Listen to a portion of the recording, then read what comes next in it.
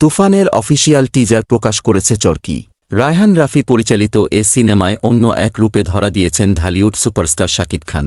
মঙ্গলবার বিকেল ৫টা ১৫ প্রকাশ পাওয়া ১ মিনিট ২২ সেকেন্ডের টিজারে দেখা যাচ্ছে পুরো সিনেমাই অ্যাকশন আর রহস্যে ভরা। টিজারে দেখা যাচ্ছে বন্দুক হাতে এন্ট্রি নেন শাকিব।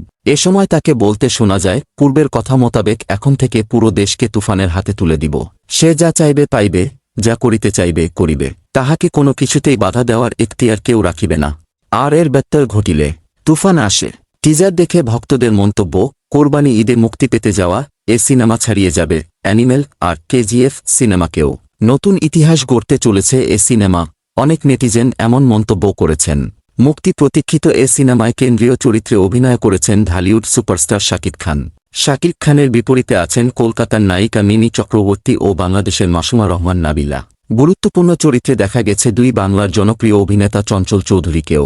এ সিনেমায় আরও থাকছেন শহীদুজ্জামান সেলিম, ফজলুর রহমান বাবু, গাজী রাকায়েত, একে আজাদ সেতু, হাসনাত রিপনের মতো তারকারা। তুফান সিনেমাটি প্রযোজনা করছে এসবিএফ বাংলাদেশ, আলফা আই ও চরকি।